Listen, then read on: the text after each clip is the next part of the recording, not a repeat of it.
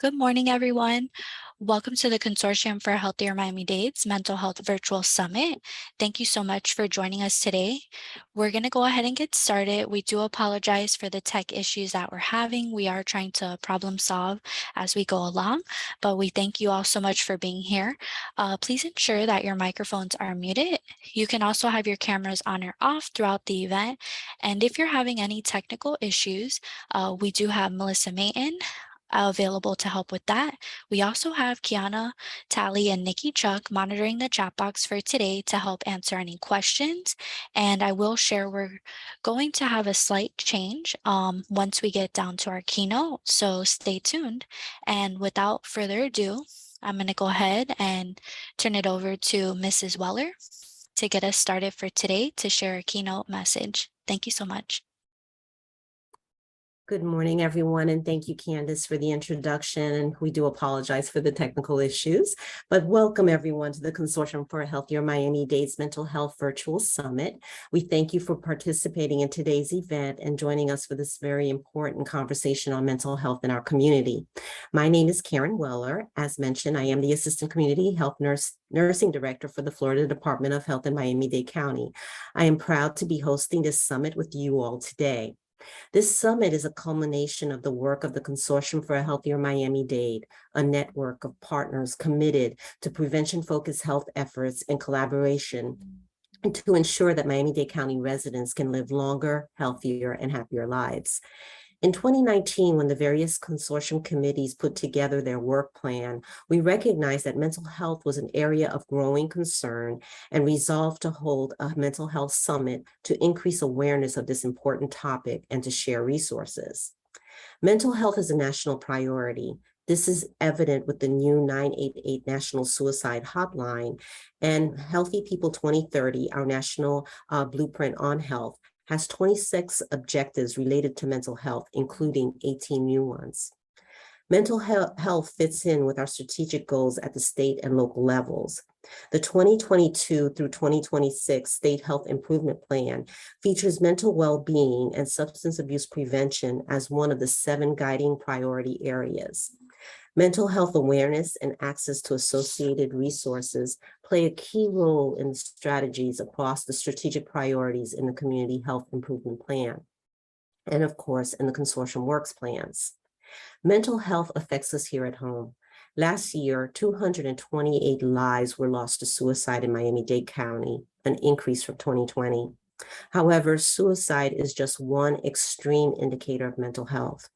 In 2020, there were over 915 emergency department visits for non-fatal self-harm injuries. The age group most affected with this are the ages between 25 to 44 years old. In 2020, 12.3% of adults surveyed in the Behavioral Risk Factor Surveillance Survey reported having poor mental health in the past 2 weeks, and 14.7% of adults surveyed had at one time been told that they have a depressive disorder. The Florida Youth Tobacco Survey reports that in 2020, 28% of students felt sad or hopeless for 2 or more weeks in a row and stopped doing their usual activities. In terms of resources, we have only 117 behavioral and mental health professionals per 100,000 people in Miami-Dade County. With this mental health summit, we hope to build awareness about this important issue, to provide education and resources, and to ultimately destigmatize mental health issues in all forms for all people. I will now turn it over to the co-chairs of the Executive Board for the Consortium for Healthier Miami-Dade, Ms. Leone Perez and Dr. Christina Brito, to share with us some opening remarks. Thank you so much. Thank you so much, Ms. Weller, for that warm introduction. We are so happy to be here with you all today. As mentioned, in 2019, when the various consortium committees put together their work plans, we recognized that mental health was an area of growing concern. Over the last couple of years, we have also seen this to be a continued growing concern in our community, as it was seen through the COVID-19 pandemic, job and food security, and the Surfside community tragedy. Those are just a few occurrences where we have seen concerns and signs of mental health illness in Miami-Dade and even throughout the country. We wanted to host a mental health summit to increase awareness on this important topic and to share resources that we can all use to support our community today and build a network of partners to really get to the root causes and understanding of these issues to better address the health of our community. During our event today, we will have 3 concurrent breakout sessions hosted by all Consortium for a Healthier Miami-Dade committees and its partners.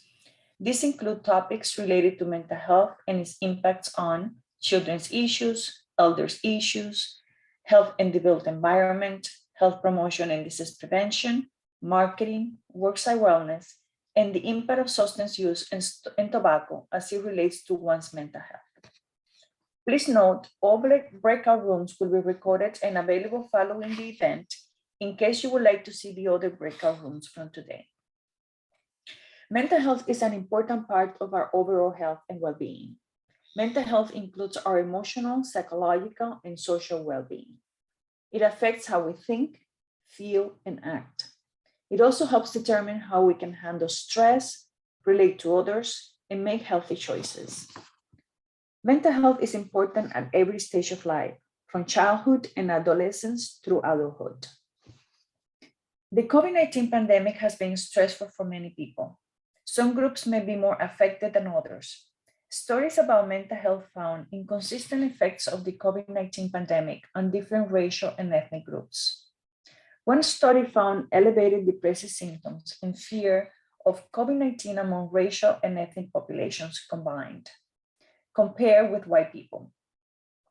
Another study found symptoms of adverse mental health or behavioral health conditions were more common among Hispanic and Black people compared with white people too. I will now turn it over to Dr. Cristina Brito to share information about another study in some of the health inequities that exist and how they impact the social determinants of health and one's ability to achieve an optimal quality of life. Cristina. Thank you so much, Leonie. Another study found that compared to white young adults aged 18 to 30 years old, Asian American young adults were less likely to report high levels of poor mental health symptoms, including depression. And both Asian American and Hispanic or Latino young adults were less likely to report high levels of anxiety.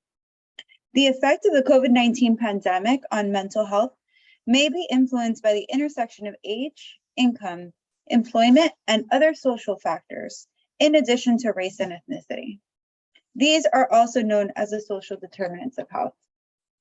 Inequities and social determinants of health increase the negative effects of the COVID-19 pandemic, as well as other health outcomes from some racial and ethnic groups. This is an opportunity for us to work together to reduce the negative health effects that COVID-19 pandemic, crisis, and other tragedies we have faced in our community has had on individuals. This is an opportunity to treat the whole person and increase access and opportunity for equitable mental health care to all, to improve overall health outcomes for all individuals, especially those with mental illness and/or substance abuse disorders. I will now turn it back to Candace. She'll get us started with our breakout sessions, and we will revisit our keynote later.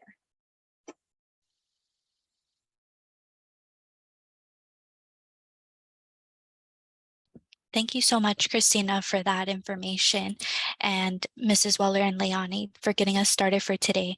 So now we're going to go ahead into our first breakout room session. And so really as a reminder, we'll be recording all the breakout rooms, and after this event, we'll have the recording links available. So in case if anybody's having any issues getting on or would like to see another one that's happening at the same time, we'll have that available. And also during the breakouts, you will have the opportunity to go ahead and ask questions during the question and answer session, and you'll be able to add those in the chat box. And you also could unmute and ask your questions as well after, if you would like to do that. And we'll have our room monitors in room 1 we'll have Kamal helping out. And then in room 2, we'll have Jessica helping out in that room to assist with any questions. And so really before we get started, I wanted to share with you all on the screen the instructions as we get ready to launch the rooms. You'll see at the bottom of your screen, there is a breakout room option, and you'll go ahead and click on that on your Zoom toolbar. And then you'll go ahead and select if you would like room 1 or room 2. Okay, and so as we get started, I'd like to first introduce room 1 will be the role of adverse childhood experiences and mental health, presented by Dr. Nicole Fava, Associate Professor from Robert Stemple College of Public Health and Social Work Center for Children and Families from the Florida International University. In room 2, we have the social isolation in older adults and its impacts on mental health, presented by Dr. Carleen Oyadaran, Medicare Medical Director at Sanita's Medical Centers. And so now I'm going to go ahead and leave the instructions up for you, and we're going to go ahead and launch the rooms.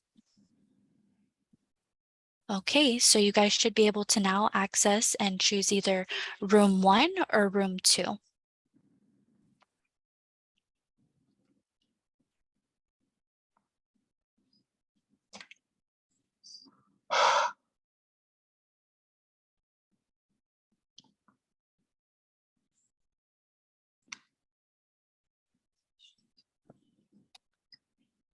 Okay, please remember to select if you would like to go to room 1, which will discuss the ACEs and mental health, or room 2 for social isolation in older adults. Thank you so much.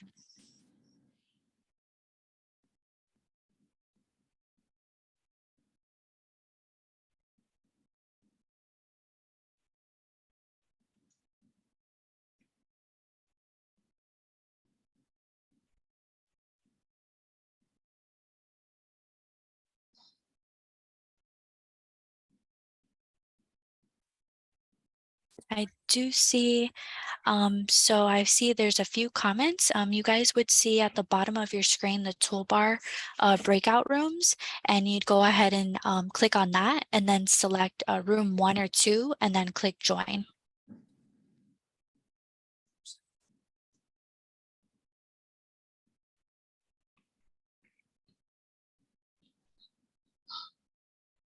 Dr. Oyadaran, were you able to get over to the breakout room? Yes, okay. Make sure you select room 2. Okay. I do see we have a few more people still in the main meeting room. Please let me know if you guys have any questions with transferring over. Was the option? Whitson, you would see at the bottom of your screen the breakout room. Okay. Click on that, and then you'll click on either room 1 or 2, and then click on join. You guys have to actually manually do this.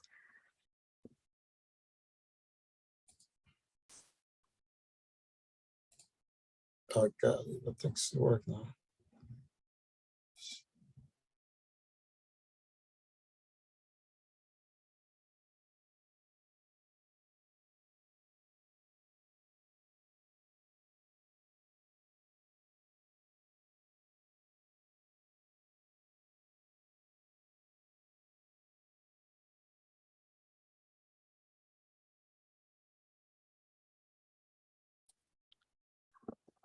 Let me see.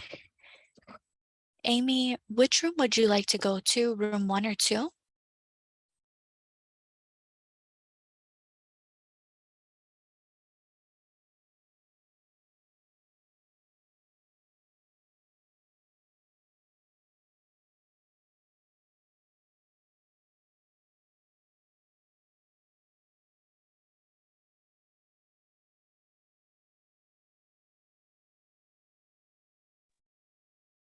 Welcome back, everyone.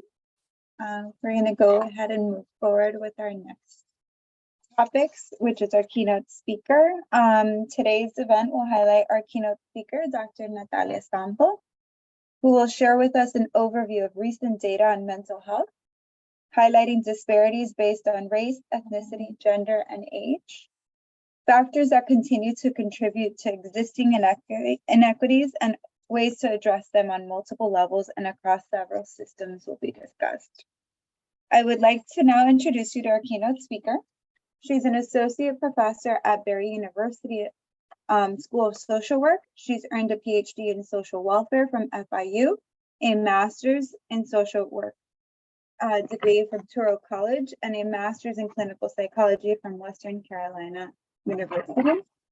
In addition to teaching at graduate and undergraduate levels and providing psychotherapy to individuals with limited resources, Dr. Sample serves as the chair of the National Association of Social Workers Aging Section Committee.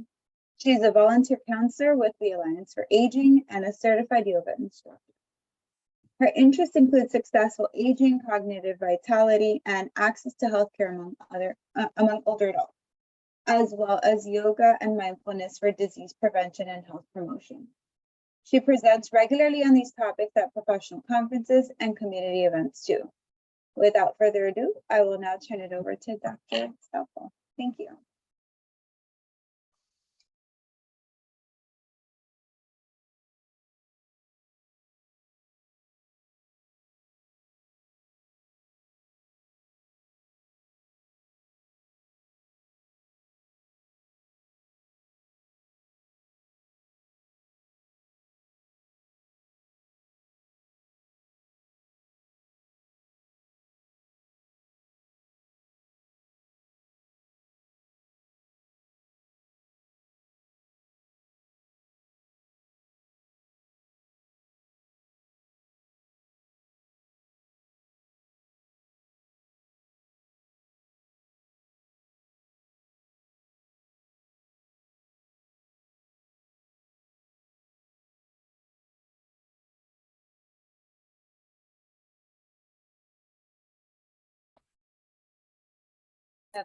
Let me know when to start. Okay, you can go ahead and get started. All right. Well, good morning. Thank you everyone for being here. Apologies for the technical issues we've been having, but hopefully everything is good to go now. Welcome. Thank you for joining us. And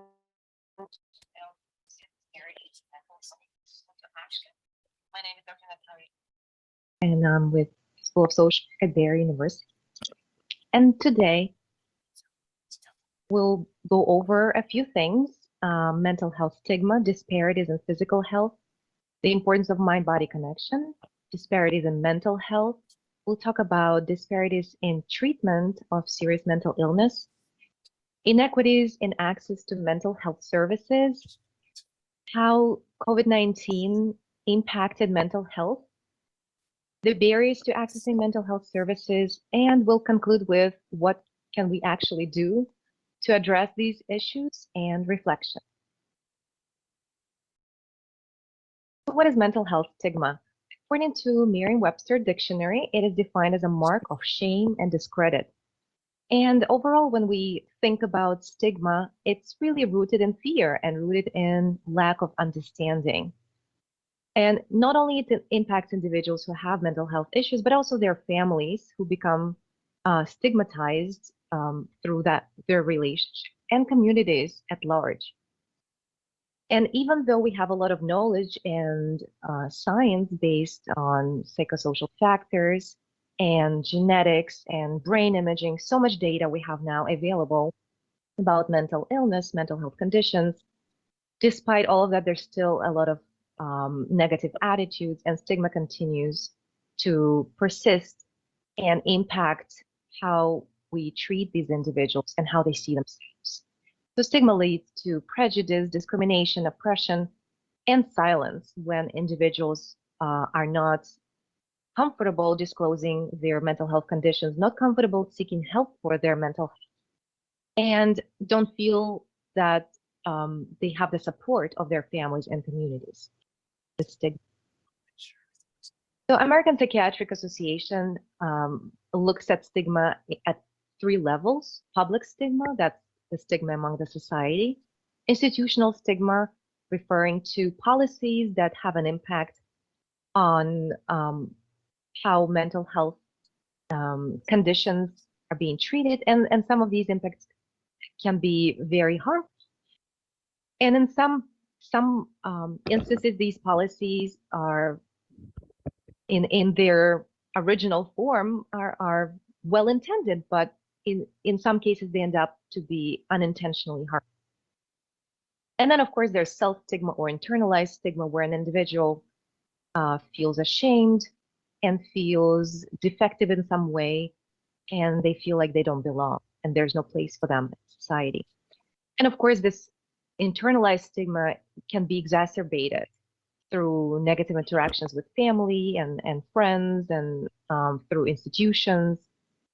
So we continue to see the impacts of stigma, and this is something for us to really combat at multiple levels. So on the individual level, stigma leads to feelings of shame, feelings of hopelessness. There's nothing they can do for me. There's nothing I can do. Nothing will work. No treatments, no medications. Just feeling like there's no recovery, or there's no improvement to be hoped for.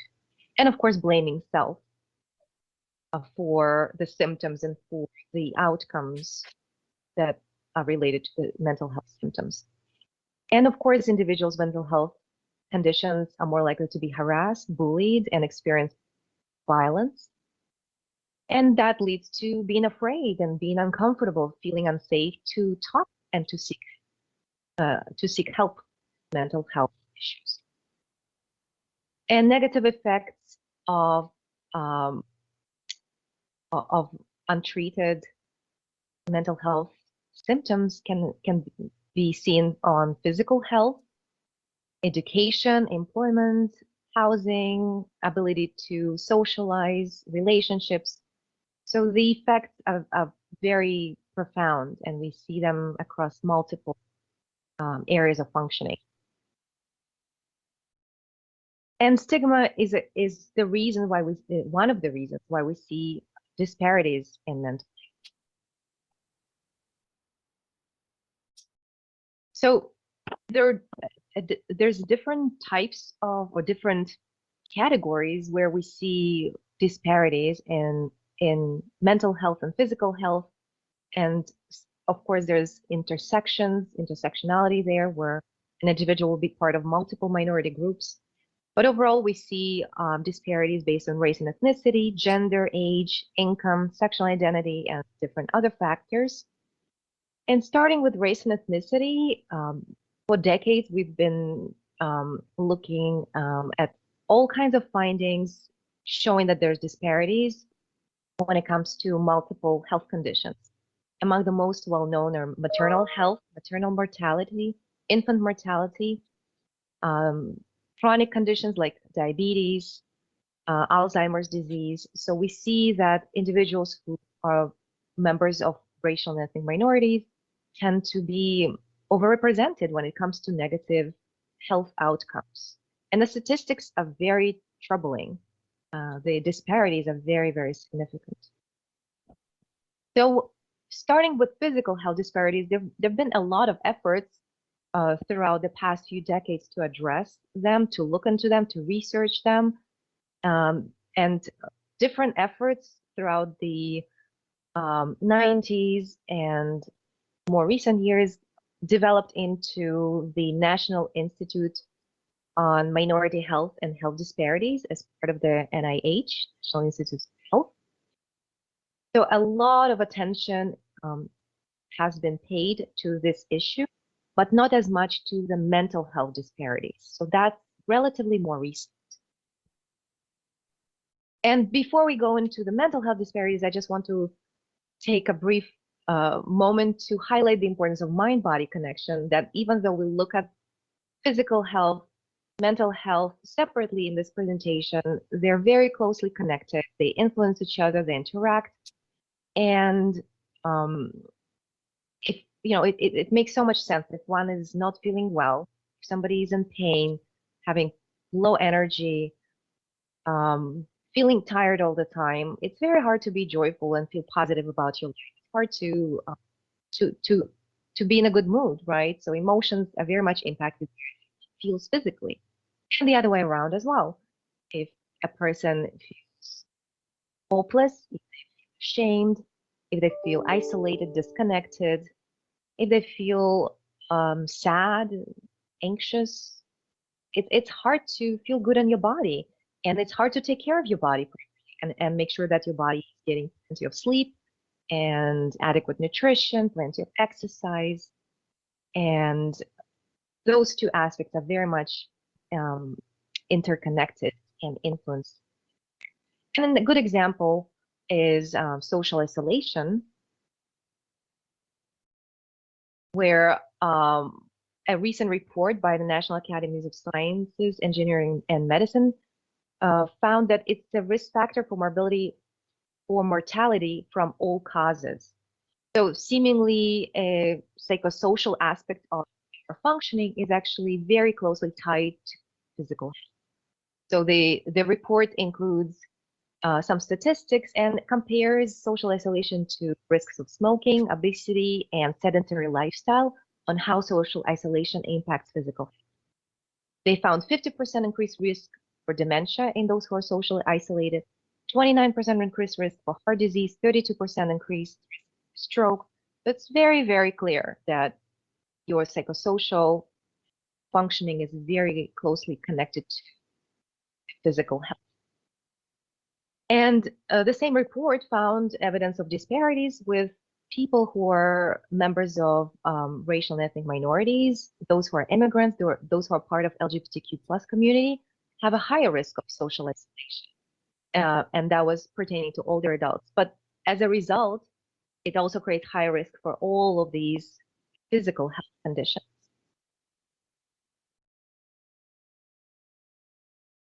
So going back to mental health, disparities in mental health, according to SAMHSA data, about 1 in 5 adults have a mental health condition. It's likely an underestimate. And of course, we know that the numbers of individuals with mental health conditions have increased due to the pandemic. American Psychiatric Association reports that for LGBTQ plus community, the rates are actually 2 times higher for mental health conditions in general, and 2.5 times higher for specifically anxiety and depression. So that's a clear example of mental health disparity. And then there's a graph that they provide that's a very good visual representation of what we see across gender, age, race, and ethnicity. And what we see is females are more likely to be diagnosed. Individuals who are younger are more likely to be diagnosed with mental health conditions. And individuals who have 2 or more races report having 2 or more races, followed by white, and then followed by Hispanic, Black or African American, and Asian individuals. So we see that there are clear trends related to different demographic characteristics. And is it likely that somebody who is of Asian background is less likely to experience mental health conditions, or somebody who is older is less likely to experience them, or somebody who is male? Probably not. It probably goes back to what individuals feel comfortable to disclose, who they feel comfortable talking to about their mental health conditions, and the mental health professionals and institutions and organizations that work with them. If they provide a welcoming and if their policies are welcoming to sharing this information and seeking help. A different report was based on 24 million people who visited their primary care physician. Just a huge, huge data set. Can really be confident in their findings. And what they found was that men were 2 times less likely to be diagnosed with their primary care physician with a mental health condition. Individuals who are under 30 and over the age of 81 were least likely to be diagnosed with mental health condition. And in terms of race and ethnicity, again, white individuals were most likely to be diagnosed with anxiety and depression. So this report only looked at anxiety and depression because these are the most common mental health conditions we see in the population. And in terms of Asian individuals, they were over 3 times less likely to be diagnosed. And here's a graph showing that data. And you can see clear disparities in physicians' diagnosis of mental health conditions when individuals seek their regular visits or seek visits for an illness. So we know that diagnosis can occur in a variety of settings, and some individuals have a very trusting and close relationship with their primary doctor, and it makes sense that some of them would be comfortable disclosing information about their symptoms and seeking help. But there shouldn't be this much disparity when it comes to these visits. And this clearly shows that something is missing. We're missing some of these individuals. And just because they were not diagnosed by their primary doesn't mean that they were diagnosed by a mental health professional, because the trends are very similar when it comes to being diagnosed in a mental health setting. So in terms of severe or serious mental illness, American Psychiatric Association talks about the treatment that individuals receive and how it differs depending on race and ethnicity. And what they report is that those who are members of racial and ethnic minorities are more likely to use emergency services instead of community care, instead of outpatient services, instead of continued and consistent therapy and medication management, things like that. So that's a very significant disparity, because we know that emergency services are not always best equipped to deal with mental health conditions.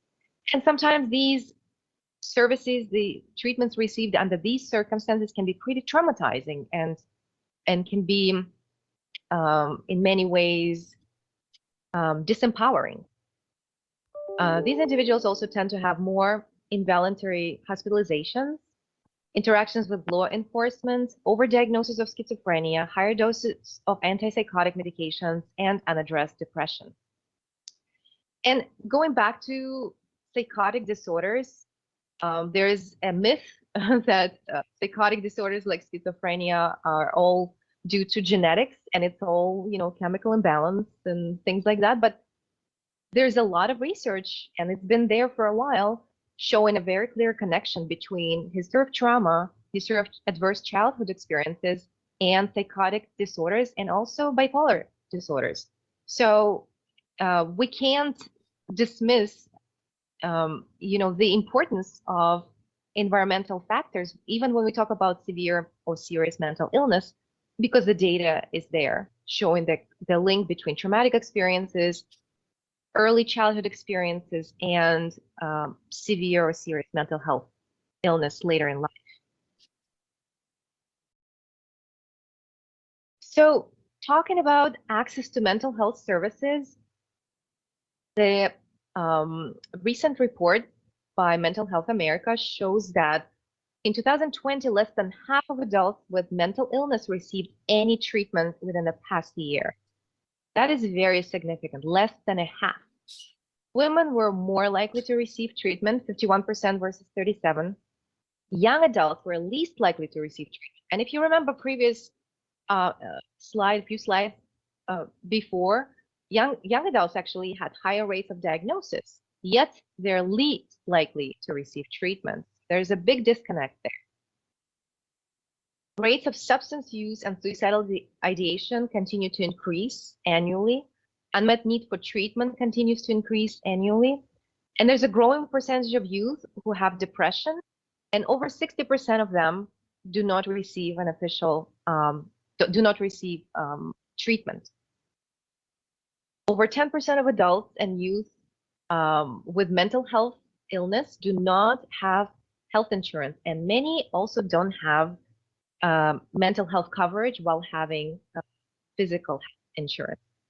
So again, that's connected to access to healthcare, access to services, being able to afford treatment. Looking specifically at Florida, so in Florida, the rates of mental illness are pretty close to the national average. About 17.23% are diagnosed with a mental health condition. And across the nation, we are ranked third in adult mental illness. Substance use is calculated separately, and we are ranked first. So substance use compared to other states is a very significant issue. And suicidal ideation, we are ranked sixth compared to other states. So we're pretty up there when it comes to mental health conditions, substance use, and suicidal thoughts. In terms of access to insurance and care, being able to afford treatment, being able to access services, and find a mental health professional, we are actually ranked 49th. There's a huge, huge disparity there, you know, between being ranked first for substance use, third for mental illness, and ranked 49th for being able to access services. This is very disturbing and worrisome. And then the same report had overall ranking based on all of these factors, access to care, rate of illness, and they found that we are ranked 28th, 25th for adults, 30th for youth. The good news is that we improved. Florida was 35th in 2021. For 2022, we moved up to 28th. But still, of course, there's a lot of work to be done, but it looks like we're going in the right direction there. In terms of COVID-19, multiple reports show that the symptoms of mental health are exacerbated because of the pandemic. There's multiple stressors associated with the pandemic: loss of employment, loss of housing, experiencing loss and grief, physical symptoms, all kinds of stressors that contribute to exacerbating mental health symptoms. And there was evidence found for social isolation and loneliness across all age groups. So no matter how young individuals were or old, how much of connection they had through technology and being able to connect online, everybody experienced social isolation and loneliness or increased levels of these factors because of the pandemic. So just example of some studies for younger adults, they found increase in loneliness. In a large review study, they found increased anxiety, increased depression, and the risk factors for increased anxiety, depression, among others, were things like being socially isolated and having lower income. Among the protective factors were access to medical care. So that, again, aligns with the discussion we had about access to care. Having financial issues has a huge impact on our mental health. So what are the barriers to accessing mental health services? Of course, aside from stigma, there's so many other factors that play a role. Individual barriers, we already talked about adverse childhood experiences and trauma, but also, of course, stressors related to poverty, stressors related to family responsibilities, caregiving, relational stress, stress related to being in an unsafe neighborhood or witnessing violence. All of these can present as barriers to accessing services that one needs. On the institutional level, of course, there's a number of different barriers we all know about. Limited resources that result in limited funding, limited staffing, insufficient training.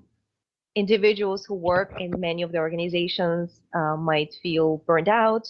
There's high turnover, constantly having to train new people, constantly having people leave. So it's hard to focus on your goals as an organization and focus on treatment and outcomes for patients and clients when there's constant revolving door of staff coming in and out. And as a result, we see the effects on our clients and patients: fragmented services, lack of continuity, lack of coordination, lack of follow-up. Another barrier is lack of cultural sensitivity and humility, lack of training when it comes to cultural sensitivity, lack of trauma-informed care principles, services and treatments that are re-traumatizing. And there's also limited availability of mental health professionals. In some areas, there's long wait lists. In some rural areas, there's no services available at all, and one has to travel far away if they're able to, and if they can, to find someone that they can see for mental health symptoms. Also, a big barrier is a lack of diversity among mental health professionals. In many areas, we know that many individuals who are members of ethnic and racial minorities feel more comfortable connecting with a provider who they can relate to and who shares their identity. And that's something that they cannot always find. And we need to look at that. You know, lack of diversity impacts the comfort level and ability to feel safe and feel understood by many individuals. And of course, other barriers include power of tradition. This is how we've been doing things for years, and we're just going to keep doing it this way because it somehow, you know, it's a habit now, and it's hard to shift. Organizational culture that's hard to shift. Emphasis on diagnosis and measurable outcomes as opposed to connection and healing. We might get so wrapped up into, you know, audits and numbers and outcomes and reports that we miss the bigger picture. Are people healing? Do they find themselves in a safe place, in a safe environment where they feel heard and seen? In many cases, our systems set individuals to fail. That includes the welfare system and child welfare and social, all kinds of social services, justice system, substance use. So there are many, many barriers, and a lot of times we're not doing the best job addressing mental health conditions. So what can we do? Number one, focus on destigmatization. So first, of course, when we want to change something, we start with ourselves, reflect on our own views, our own attitudes and biases, challenge them. When we talk to our friends, family, colleagues, again, gently challenge expressions of stigma. Seek training, continued education when it comes to cultural humility, when it comes to trauma-informed care, when it comes to the approaches and tools we can use in our clinical practice or as administrators to enhance the experience of our clients and patients. And advocate for trauma-informed care principles that can really improve the experience of individuals in our care. So here's the 6 principles published by SAMS in 2014: safety, trustworthiness, and transparency, peer support, collaboration and mutuality, empowerment, voice and choice, cultural, historical, and gender issues. And the idea behind trauma-informed care, it's not something that just the clinicians go to training to and then try to implement. It's something that's organization-wide. So attention is paid to, you know, the waiting rooms. What is the color of the walls? What is the lighting? Is the lighting, you know, very bright and intrusive, or is it comforting and welcoming? You know, are there posters on the walls that allow individuals to feel included as a group? What is the voice that they hear on the phone when they call? Is this a machine? Do they have to wait forever to talk to someone? Or is it a friendly voice that sounds warm and welcoming? So all of these details are included when it comes to trauma-informed care. So in clinical practice, we can focus on highlighting strengths, internal and external supports, as opposed to always focusing on pathology and symptoms when we talk to our clients and we talk about our clients. We want to include them in our decision-making. We want to assess and address trauma with appropriate training. We want to offer them tools to cope in a positive way as opposed to negative way with their life stressors, with their symptoms. We want to emphasize their self-awareness, their self-knowledge, self-compassion. We want to focus and encourage and help them achieve better emotional regulation, which is a lot of times at the core of relationship and other issues. We want to focus on strengthening relationships, on enhancing their ability to empathize with others. We want to focus on healing as our ultimate goal. And then on the organizational level, we need to look at increasing the number of mental health professionals, especially in rural areas where there's none. They tend to go to, populated areas and urban areas, and then the clients, patients who are in these remote areas are left alone. We want to increase diversity among the workforce, fund programs and grants to attract individuals from diverse backgrounds, invest in their training, help them with application process, help them with test prep. A very troubling statistic, I'm in social work, and social workers actually constitute 30% of mental health workforce, which is the largest represented group of mental health professionals. And our rates of licensure exam passing for Black or African American individuals is 57%. For white individuals is 91%. It's a humongous gap, and it's very, very significant and very, very worrisome. So how can we support these students? How can we support these young professionals to enter into a career and succeed in passing these exams? What kind of support can we offer? All of these factors require investment and buy-in from different stakeholders on an educational level and community level, policy, and so forth. We need to reduce public and internalized stigma through content that appeals to all generations. We need to include celebrities in because that's what young people that's whom they respond to. Include YouTube and TikTok videos. Have open conversations about mental health. Make sure that we don't forget about older adults and provide them with technology and high-speed internet access to have services that are remote and flexible. We need to make sure that places of trusted contact include resources where individuals can find a brochure, find a flyer, and be able to connect with someone to address their mental health needs. And we need to notice, challenge, and replace stigma that's present in our language. Avoid the language that's stigmatizing and hopeless, schizophrenic, addict, non-compliant, resistant. Is there a way to reframe that? Using person-first language, a person with schizophrenia.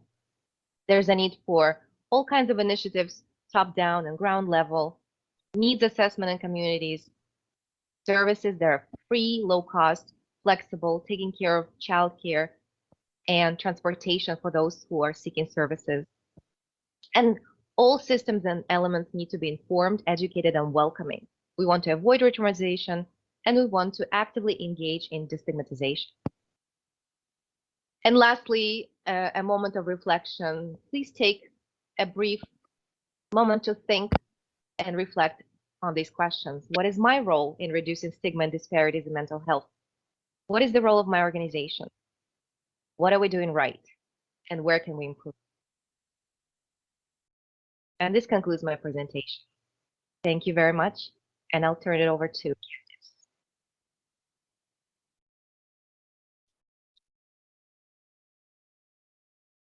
Thank you so much, Dr. Natalia Sample, for this presentation and sharing this insight with us and just kind of reframing the language and being more mindful on this topic. Thank you so much. And so now we're going to go ahead, everyone, and launch into our last breakout room session. And I will share with you the instructions for that. And so now we're getting ready to go into How Urban Design Influences Mental Health by Joanna Lumbar. And then we also have in the main meeting room that we're going to stay in, if you're interested in going to Dr. Jonathan Fold's talk, this is substance abuse and tobacco use and its impacts on mental health. So for Joanna's room, we will launch a breakout room. And if you would like to attend that, you'll go ahead and join it. And then if you're interested in Dr. Fold's presentation, you'll go ahead and stay in this room here. Okay. So let me go ahead and just open the room for Joanna. And then we will go ahead and have our breakout rooms now. So Dr. Folds, if you want to go ahead and start to share your screen, we will get you started. Candace, it's not letting me join the room. It just keeps clicking off. Can you just move me in there? Yes, let me go Thank ahead you. and do that. No worries. Okay, Joanna, and it will be urban design. Okay, it should have moved you over now. I'm still Can here. you hear me okay? Let me try Joanna, again. is it moving you now? Okay, Dr. Folds, give us just a couple of minutes. We're making sure everybody's getting to the right breakout room.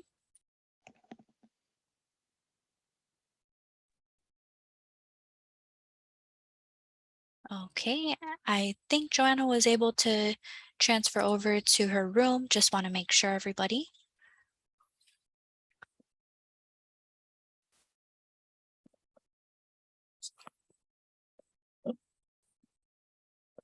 Okay, give me just a second.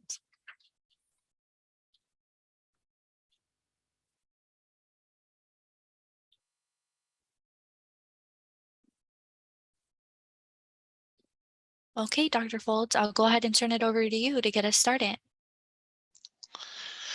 Okay, thank you very much.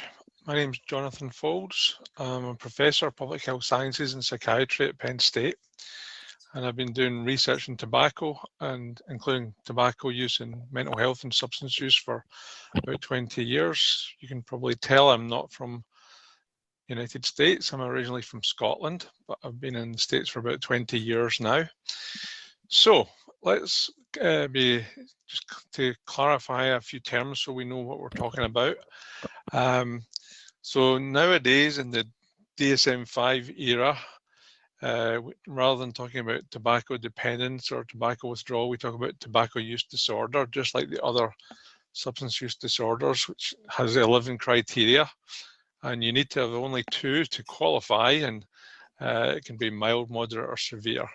And the National Institute of Drug Abuse, they say the term addiction corresponds roughly to DSM definition of a substance use disorder, although the DSM doesn't use the term addiction anymore, partly to avoid stigma, the topic of the previous presentation. You can,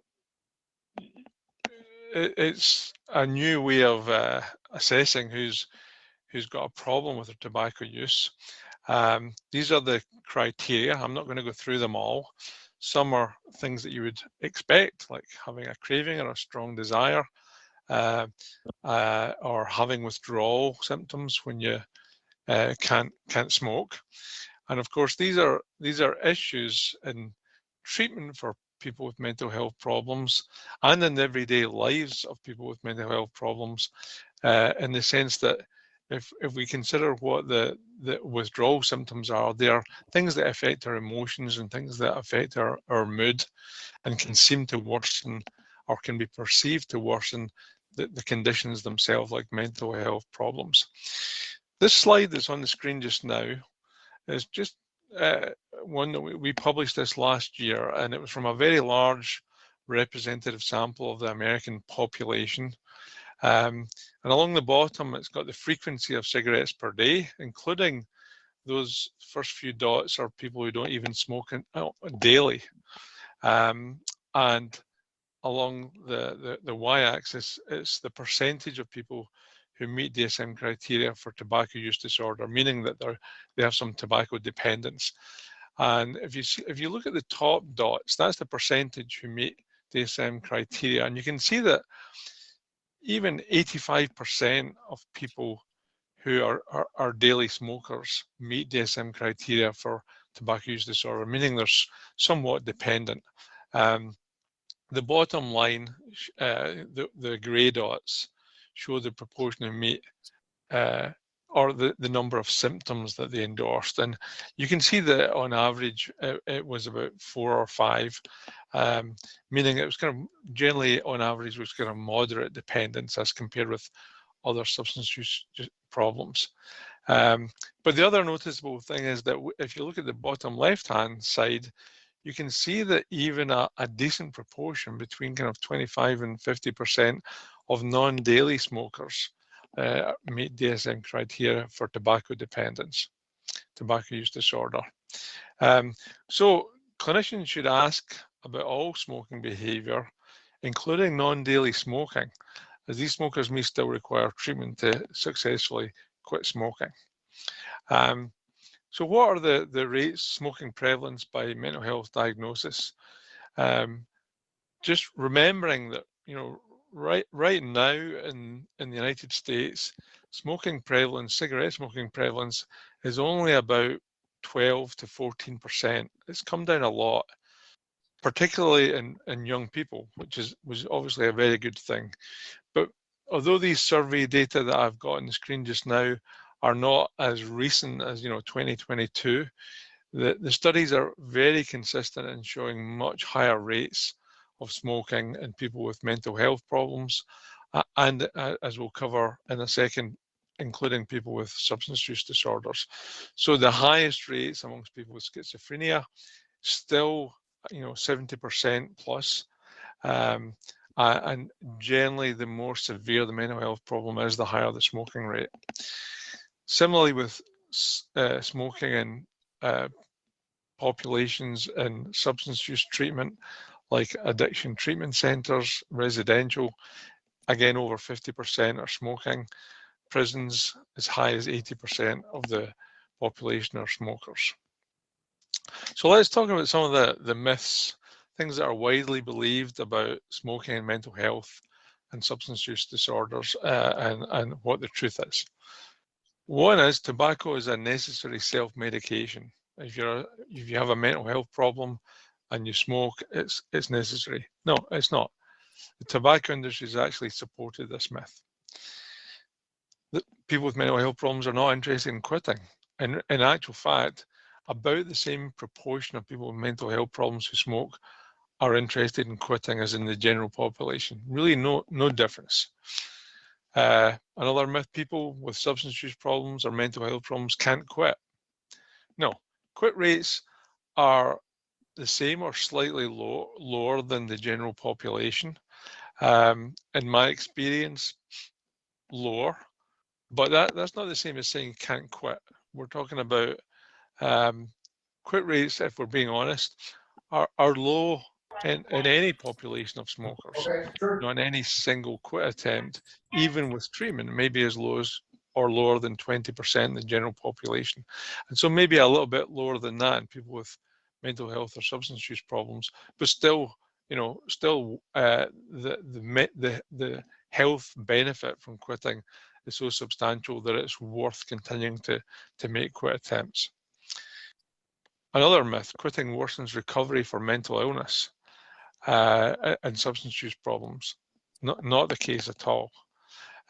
Certainly it's true that during the acute withdrawal phase, people, whether they have a mental health problem or not, will have some exacerbation of mood issues. They'll feel more tense, more irritable, more fed up, and that lasts for, peaks in the first month and lasts for at least a month.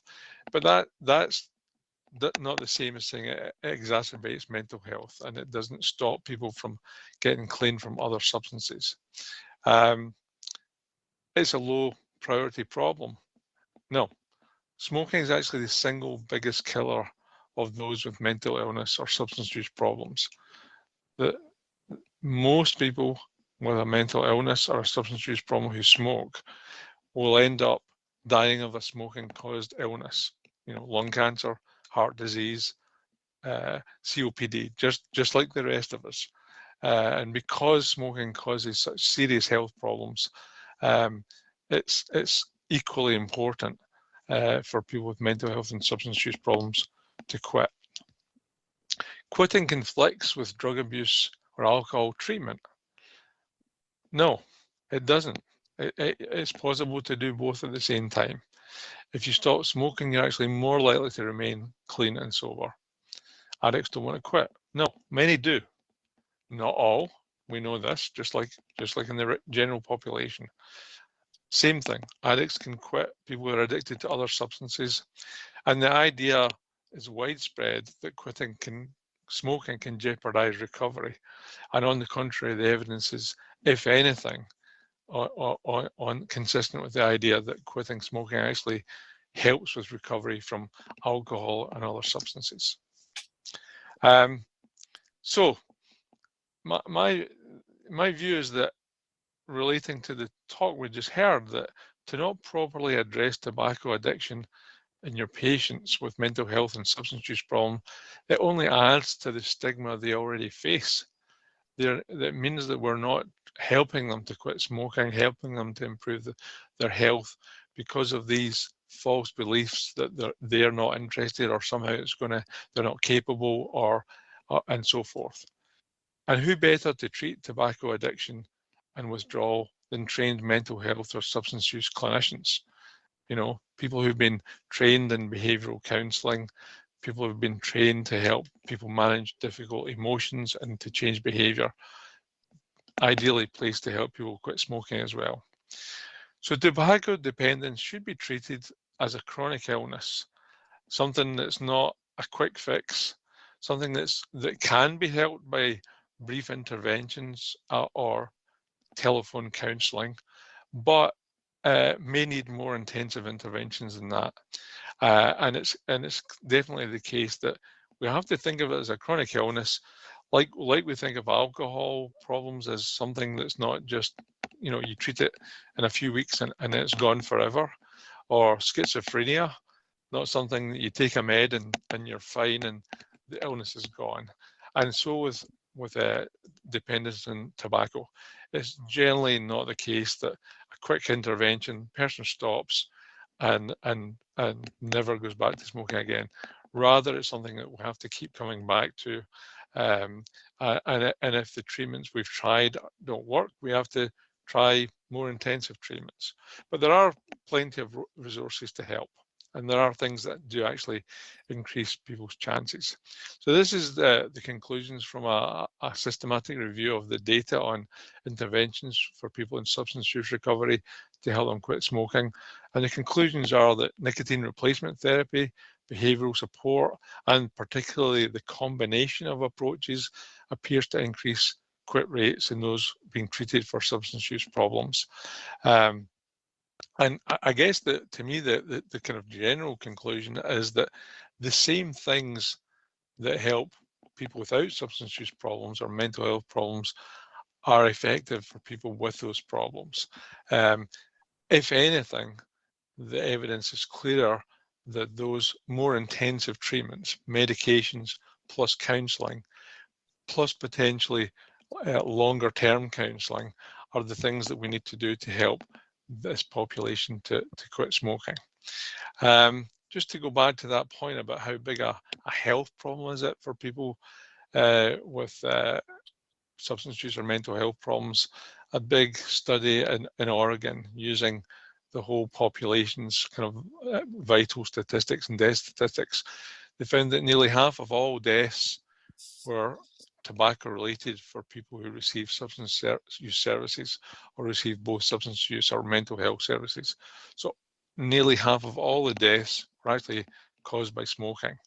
And the rate of tobacco related death rates was higher among people with substance use problems and with those with mental health problems as well, compared to the general population. So this, just to underline that, to not help people with those problems to quit smoking is actually adding to the stigma of their problems. Here's another result of another big study. The conclusion was that tobacco-related deaths in these populations, and in those who receive mental health services only, occurred earlier by decades than it does in the general population. So whereas your average smoker in the general population is losing about 10 years of life directly because of their smoking, in patients with mental illness, they were losing 15 to 20 years of life because of their tobacco use, and particularly because it wasn't being properly treated. So then we come to the issue of smoke-free policies in mental health facilities. This is a controversial and tricky subject because unlike general medical facilities, sometimes people are in mental health facilities or in substance use treatment facilities for a long time, and sometimes it's basically the place that the person lives. So it seems as of 2016, 64% of patients in these facilities were being screened for tobacco use, 47% offered tobacco cessation counselling, and 35% had smoke-free campuses. Only a quarter were offering nicotine replacement therapy, and only 1 in 5 were offering other medications like Chantix and bupropion for smoking cessation. So we can see that even the most basic things are not being done routinely. Only 2/3 are being even asked about their tobacco use in a way that's supposed to identify who needs to help to quit. And only 20% are actually making available the strongest evidence-based treatments like varenicline or Chantix. So tobacco-free policies in campuses and integration of interventions in behavioral health treatment facilities could decrease tobacco-related disease and death and could improve behavioral health outcomes among people with mental health and substance use disorders significantly. A Cochrane review, which is one of the kind of highest levels of evidence we have, is that there was no evidence that providing interventions for tobacco cessation affects abstinence from alcohol or other drugs, meaning there's no evidence for this myth that intervening on tobacco worsens outcomes for the other substance use. And the association between tobacco cessation interventions and tobacco abstinence was consistent for pharmacotherapy and counselling and combining them in these populations. So we think of these as the 5 A's. Ask your patients if they use tobacco products, advise them to quit. As your clinician, I want to advise you that the single best thing you can do for your health is to quit smoking with new, more effective treatments, and I would like to help. Make it clear that this is important and that there are treatments that work. Assess motivation and dependence. Do you have any interest in quitting smoking? Ask them how many cigarettes they smoke per day in terms of measuring dependence, how many minutes it is before they smoke in the first cigarette of the day, and then provide assistance. Make a treatment plan, offer medication, offer advice on how to use it, counselling support. And if you don't have the facilities to or even the time to provide the counselling yourself, connect them with the Quitline or smokefree.gov, where there's lots of online support. Arrange a follow-up, and when you see the patient again, make sure you ask, hey, we talked about quitting smoking, I gave you the number for the Quitline, did you call them, did you get registered, how's it going? And if whatever you've tried in the first instance doesn't work, a month later you see the patient and they say, well, yeah, I got through, but it was going to take a while to register and I didn't bother. Okay, try again. Or I did go to that kind of counselling and I tried nicotine patch and it worked for a week or two, but I'm back to smoking now. Retreat. If it was successful for a short period of time, could be successful again, or consider more intensive treatment. So this is nicotine withdrawal symptoms, basically a bad mood, but it can be an increase in depressed mood, insomnia, irritability, anxiety, poor concentration, feeling restless, increased appetite and weight gain as well. So this is part of the reason where medications come in, because nicotine replacement therapy and Chantix both reduce the severity of these symptoms. my view is that it's time we treat tobacco dependence the same way we treat other chronic illnesses, whether it be asthma or hypertension or schizophrenia. If the patient doesn't initially succeed, continue to work with them until they do. When you go and see your family doctor for high blood pressure and he prescribes a med and you get bad side effects from it and you don't want to take it, or it doesn't succeed in reducing your blood pressure, we don't expect the doctor to say, oh, well, you just have to have high blood pressure and you'll probably have a heart attack sooner. We don't expect them to do that. We expect them to say, okay, let's try another med, let's try combination meds, retreat with more intensive treatment or refer to specialist services until the patient successfully quits, and have a relationship with the patient such that you're going to stick with them and support them until they make it. And that might take years. So the evidence is clear, the clinical practice guidelines, that combining nicotine patch with other forms of nicotine replacement, the gum or the lozenge or the nasal spray, is more effective than a single form of NRT. And that goes for smokers with mental health problems just the same. There's also sometimes a concern that smoking cessation medications is going to affect the medications that people are on. And there are some interactions, but they're generally not of a kind that it's going to cause anything serious. If we take the most common drug that smokers consume, caffeine, the thing that's going to affect their caffeine levels and their other drug levels is actually the quitting smoking part. So when you quit smoking, the rate at which your body metabolizes many drugs, including caffeine, slows down a bit. So that means that if you drink 6 cups of coffee a day and you quit smoking, your caffeine levels will increase as if you were drinking, instead of 5 cups of coffee a day, maybe 8 or 10 cups of coffee a day. And that can cause caffeine symptoms like jitteriness or whatever. And the same goes for some other meds that we can see here. Some of them are listed here. So these are drugs that are metabolized faster when somebody's a smoker, meaning they need higher levels of these drugs. And when they quit smoking, the level of these drugs that they need may have to be reduced a little bit by their doctor. But none of these are reasons to not quit. And none of these are a reason not to use smoking cessation meds, because none of this affects the way that smoking cessation med works. So the implication is that some meds, metabolism will slow down, and it means you get higher levels. And so you need to take a slightly lower dose. But this should be done for most of the psychiatric meds by the doctor. And usually it's done on the basis of symptoms. Doctor talks to the patient, realizes that the patient's getting some side effects caused by higher levels of the drug, whether it's a prescribed med or something as simple as caffeine, and advises the patient to lower the dose. Nicotine isn't affected by it, and so the nicotine replacement should still be given as usual. And what we found, this is results from a trial that I was involved in, comparing the nicotine patch or combination therapy with the patch plus Chantix plus the nicotine inhaler. The red line here is the quit rate for the combo group, showing a higher quit rate over time. And this is people without, in medical practice, without mental health or substance use problems. And here's a similar study showing combination versus single placebo NRT, showing that NRT works for people with alcohol problems as well.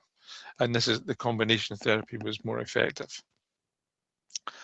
So when it comes to counseling, psychosocial treatments for people with serious mental illnesses, the evidence suggests that these treatments work, but they may have to be more intensive. They may have to be more sessions, may have to be a slower pace, may have to include a period of reducing smoking before quitting and reaching eventual abstinence.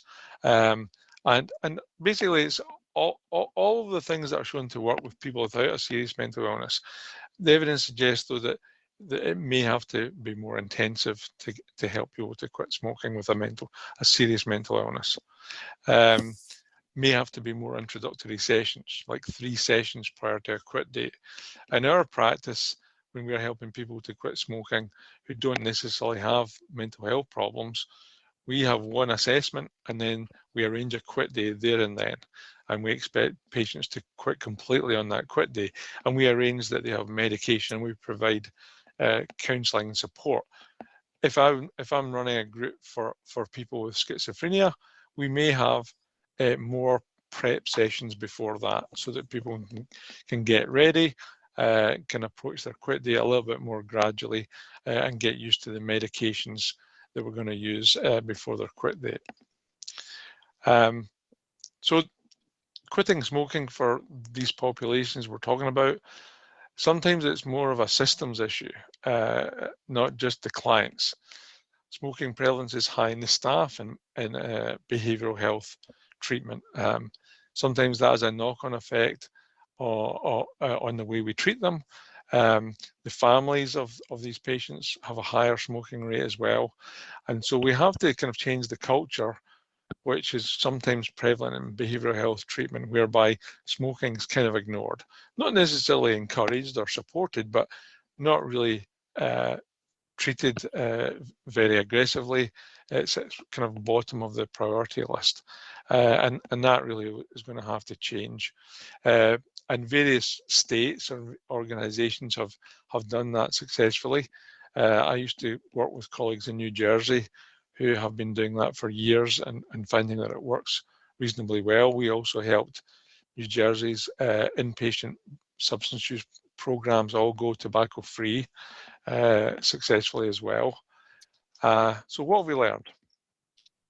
Tobacco treatment can be successfully integrated into behavioural health treatment. Most clients want to quit. And tobacco treatment does not cause clients to leave treatment early. Sometimes the greatest resistance comes from staff. Tobacco-free grounds policies are challenging to implement, but they can create a sustainable culture where people can be helped to quit smoking. NRT and having medication available helps treat withdrawal symptoms. And now is really a good time for behavioural services to treat tobacco with the seriousness it deserves. There are lots of resources out there. I think the SAMHSA guide is very good, and there are other toolkits that organisations that have done this successfully have produced.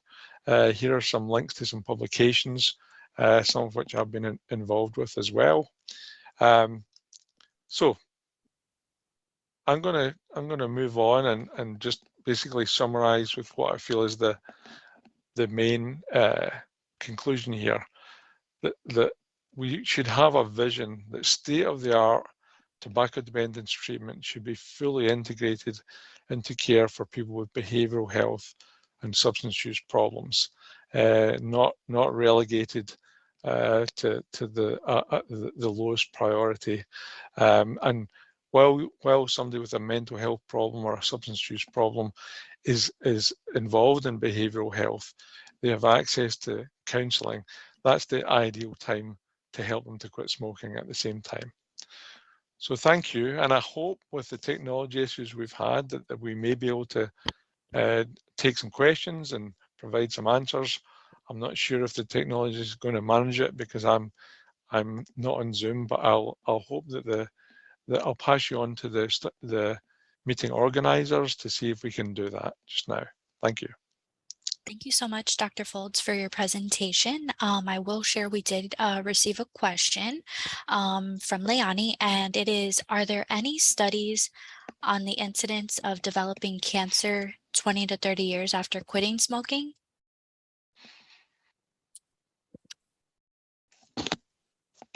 Okay, Dr. Folds, let me just share. We did receive a question. Are there any studies on the incidence of developing cancer 20 to 30 years after quitting smoking? Yes, that's a good question. And yes, you have a long-term, slightly increased risk of cancer, even when you quit a long time ago. As we know, about 10% of people who get lung cancer never smoked in the first place. So lung cancer is not exclusive to smokers, although 90% of the people who get it have smoked at some point. And whereas with, for example, heart attacks. Your risk of a heart attack as a smoker has decreased by 50% within a year of quitting smoking, and after 10 years has completely returned to that of a never smoker. For lung cancer, it takes longer. It takes 15 years of abstinence before your risk of decreased by 50%. And so what you tend to find is that even after 20 years, if you smoked in your earlier years, you still maintain a slightly higher risk, but that risk goes down the earlier you quit, and it goes down, the excess risk goes down the older you get. So it's kind of a mixed bag in that your risks probably never return to that of a never smoker. And that includes people who've been exposed to environmental tobacco smoke as well. The risks from active smoking are much greater, but there's an increased risk if you've been hanging about with people who smoked throughout much of your life. And that extra risk persists. But there's really no doubt that the single best thing you can do to try to avoid lung cancer is to quit smoking and to stay quit. No doubt about that. No matter what age you are, even if you're 60 or 70, and even if you smoke till you're 60 or 70, if you haven't developed lung cancer by that point and you quit smoking, your chances are less than if you continue. Thank you so much for that response. So we did receive another question prior asking about many smokers attempt to quit smoking several times. Would your approach to a patient differ if it was their first time trying to quit smoking versus if they had already tried several times? For me, no, I wouldn't. I mean, I regard helping somebody to quit smoking as a life-saving intervention, something that if you succeed will probably add 10 years to their life. And so I don't see it as something that you start. My view is that I don't see it as something that I would start with the low intensity intervention first and wait. So for example, if my relative was a smoker, the thing that would decide how intensive the intervention would be and the kind of intervention they'd need would be more to do with their level of addiction than it would be about whether it was their first time or second time. So if they, the most basic way to assess it is cigarettes per day.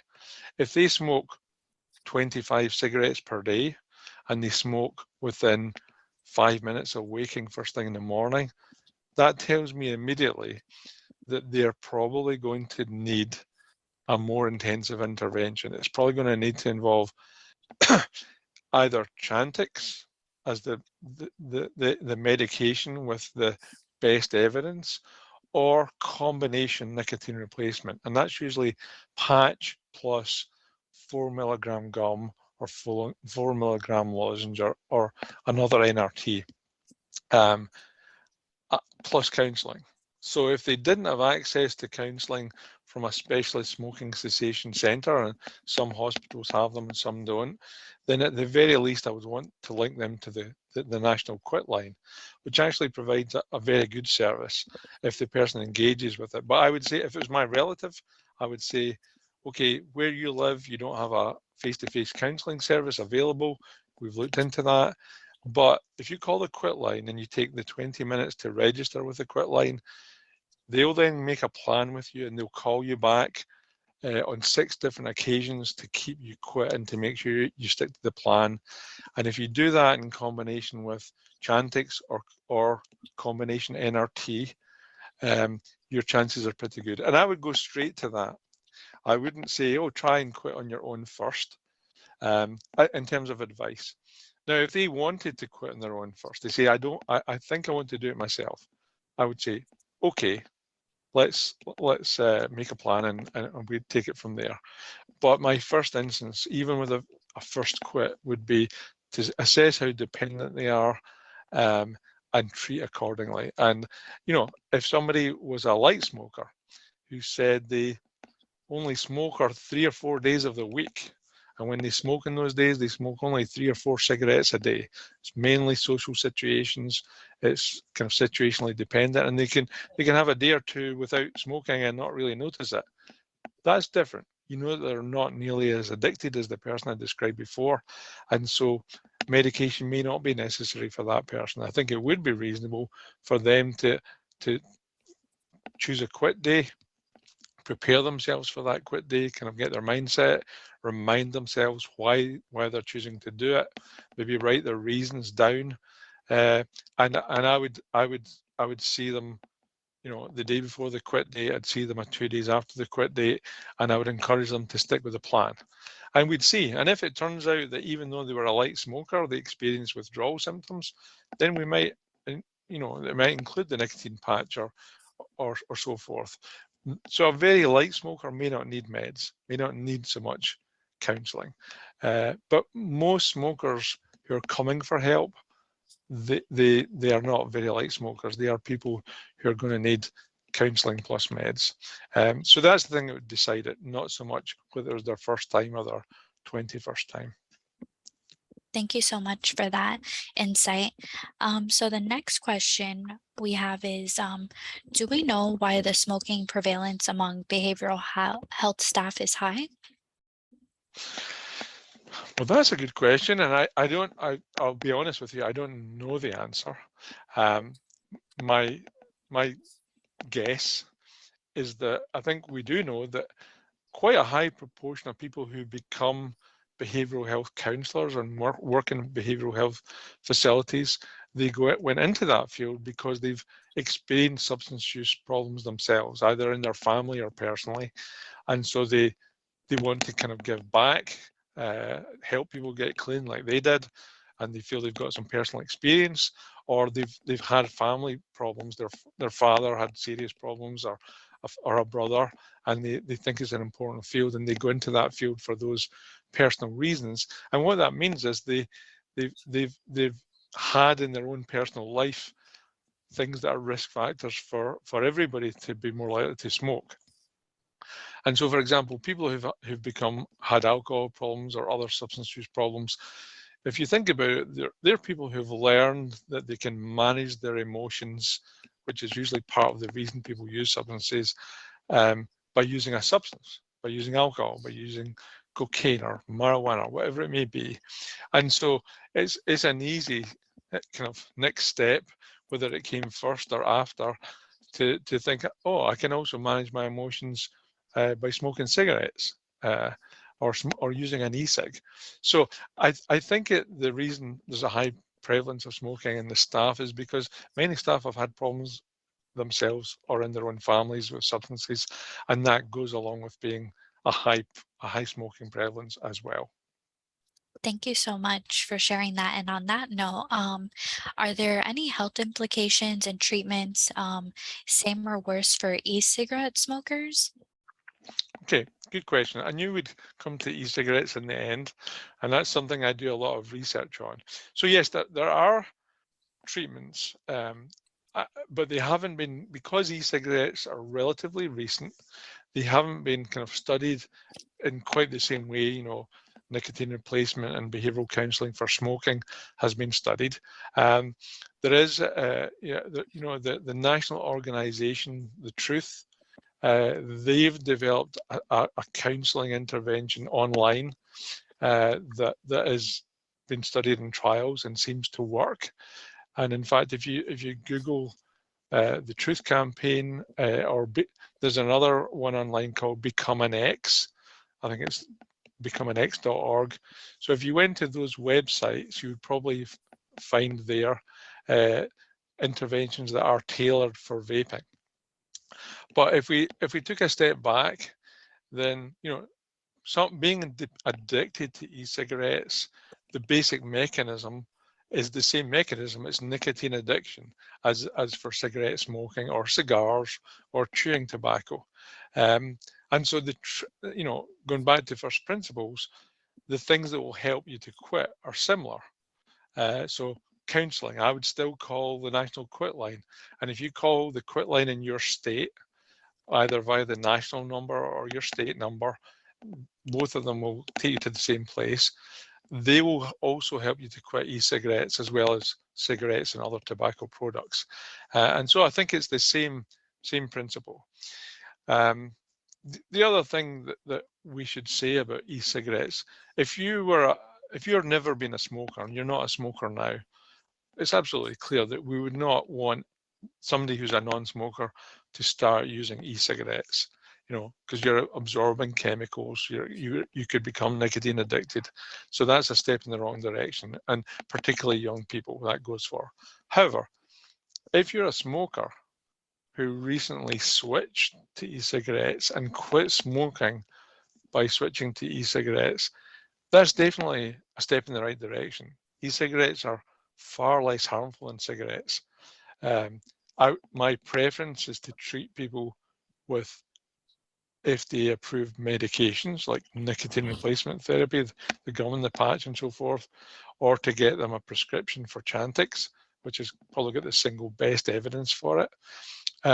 But there's no doubt that quite a lot of smokers, they would rather, they don't want a medication, and they don't want to have a medicalized treatment, and they actually like the idea of switching to an e-cigarette. So for those people, if they've just switched to an e-cigarette and they found it successful and they've quit smoking with the e-cigarette, I would not be in a rush to get them off the e-cigarette. However, if they say, I've been in the e-cigarette for a month or two or longer, and I feel I've become addicted to that, and now I'm ready to quit, by all means, that's the right thing to do. And I think it is important that when we talk to people who've switched to e-cigarettes, that although I don't feel that it needs to be right today or tomorrow or next week, then they need to quit it because it's much less harmful than smoking. I do feel that we have to, put it into their head that it's good that you've quit smoking and this is helping you and you're kind of stabilizing you without smoking, but you're still getting nicotine, you're still getting other chemicals, and we really don't know the long-term effects. There's reasons to think that it's not nearly as harmful as cigarettes, but we don't really know for sure.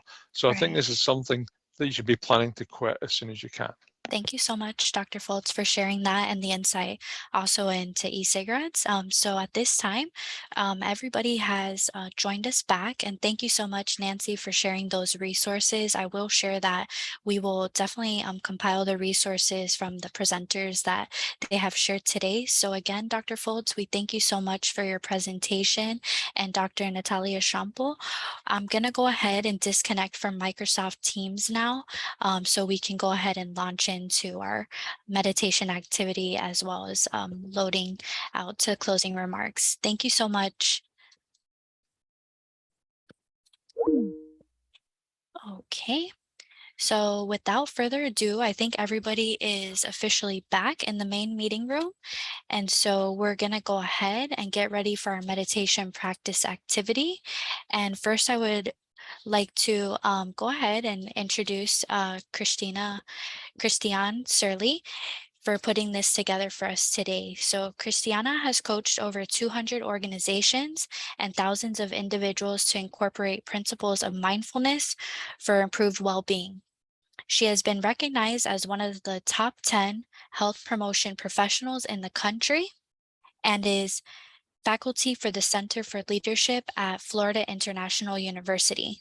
She's graduated cum laude from Vanderbilt University as a Division I lacrosse player, holds a master's degree in public health, and is a qualified instructor of the mindfulness-based stress reduction program. I now welcome Christiane Surly to get us started with our activity for today. Thank you so much. Thank you so much, Candace. Can everyone hear me? Just want to make sure quickly before I get started. Perfect. Yes, all right. good. Thank you so much. So I hope you all had a great day so far. I learned a lot from the speakers as well. And so today we're just going to do a meditation practice. So as many of our speakers talked, mental health is a big issue for a wide variety of people and populations.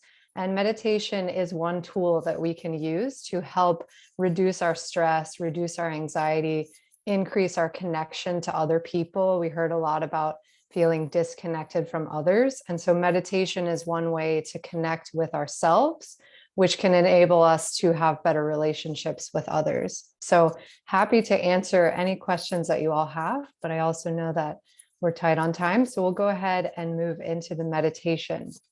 So I see some of you on the screen, but if you are driving and I can't see you, just listen along to the activity. We are going to ask you to close your eyes. So please don't do that if you are driving, obviously. So what we're going to do is find a comfortable seat. For most of us, what that means is having your feet planted on the floor. We don't want to have our legs crossed, and you want to have your hands just resting in your lap. And when you're ready, if you feel comfortable, you can gently close your eyes. And as you close your eyes, just checking in with your posture.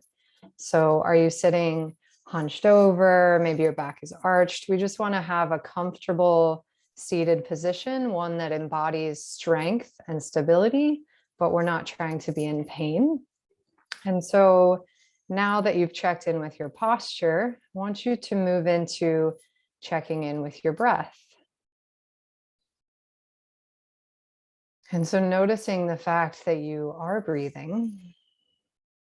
Perhaps this is the first time you've intentionally closed your eyes in a while. So notice what are you feeling in this moment?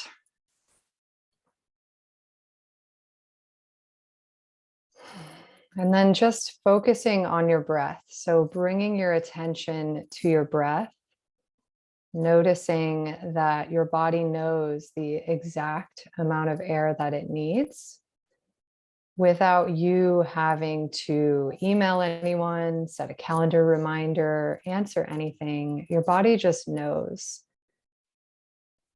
And it knows the perfect amount of air that you need. And so we're just taking a breath in and watching the air as it flows out. So we're just going to exaggerate that for a moment. So taking a deep breath in. And when you reach the top of the breath, you have no more space for air. We're just going to sigh it out. So letting go of all that came before this moment. Breathing in and sighing. Letting go of all that came before this breath. And one more time, breathing in and sighing out, coming into this moment, which is the only moment we have any control over. And so we're just going to bring our awareness back to our breath, noticing if you've had any thoughts arise, maybe an emotion, a feeling, maybe even a judgment. And if you notice that, just simply saying not now and coming back to your breath. So we're always coming back to our breath, no matter what arises. We notice and we return. And so when we come back to our breath, we're noticing where we feel the breath in our body. So perhaps you feel it in your nose. Perhaps you feel it in the expansion and contraction of your chest, or perhaps in the rise and fall of your stomach. And if you're having trouble connecting with any of these areas, you can place your hands on your chest or on your stomach and really feel the breath.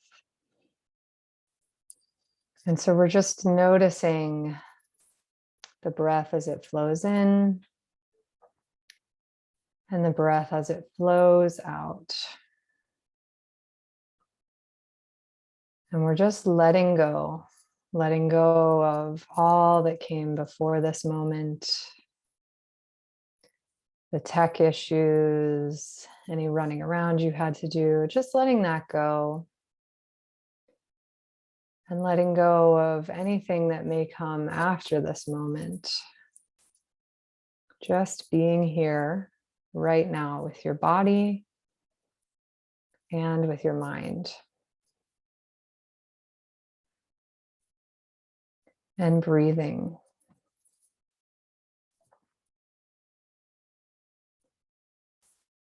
And so as we begin to near the end of our practice, I want you to select a word for how you want to feel for just the rest of today. So you might want to feel connected, happy, joyful, present, whatever word comes up for you that resonates. Selecting that word and holding that as we near the end of our practice. And so in closing, I'm going to read a poem by Mary Oliver. It is called I Worried. And so just allowing these words to come in. So I worried a lot. Will the garden grow? Will the rivers flow in the right direction? Will the earth turn as it was taught? And if not, how shall I correct it? Was I right? Was I wrong? Will I be forgiven? Can I do better? Will I ever be able to sing? Even the sparrows can do it, and I am, well, hopeless. Is my eyesight fading, or am I just imagining it? Am I going to get rheumatism, lockjaw, dementia? Finally, I saw that worrying had come to nothing, and I gave it up. And I took my old body and went out into the morning and sang. And so reflecting on those words as you take the word that you chose to carry forward into your day, and taking one final breath in and out, and gently opening your eyes. And just taking an extra moment before you return to the group, just to look around the space that you're in, maybe noticing a color or a texture or something you haven't been aware of before. And perhaps most importantly, noticing your mind, noticing if it feels any different than before this practice. And so, Candace, I will pass the microphone back to you unless there are any questions or anything anyone would like to share. Thank you so much, Ms. Surley, for sharing this practice with us. And so at this time, I'll go ahead and turn it over to Dr. Christina Brito and Leonie Perez for closing remarks. Thank you so much. Thank you, Candace, and thank you, Christiana, for that mindful practice. Learning to cope with stress in a healthy way will help you, the people you care about, and those around you become more resilient. You can help yourself, others, in your community manage stress in many ways, like today's activity. It has been a pleasure hosting you today, and we are humbled by your support and filled with gratitude for your commitment and dedication. I hope you're energized and prepared to continue this important work related to mental health. We look forward to welcoming you into our monthly committee meetings and continuing to grow our partnerships to improve the health of our community. Danny? We also want to take this time to thank to say a very large thank you to our presenters and all our attendees. We had an amazing summit today, and I hope that each of you all have learned a few things that you can start to use to make change within your organization, your committee, and in your daily life. The collective power of our community partners and leadership is necessary to help us move forward. Only by working together, we can make a difference. Additionally, we invite all of you to participate in some capacity with the Consortium for a Healthier Miami-Dade to address the health priorities of our community. Please reach out to us using the information listed on this slide if you're interested in learning more and partnering with us on the important work of reducing health inequities in our communities by creating, supporting, and strengthening sustainable policies, systems, and environments. Finally, as a friendly reminder, we ask that you please take a few moments after this event to share with us your thoughts and feedback on this topic by completing our brief evaluation survey. Once again, we thank you and have a great rest of the day. Bye, everyone.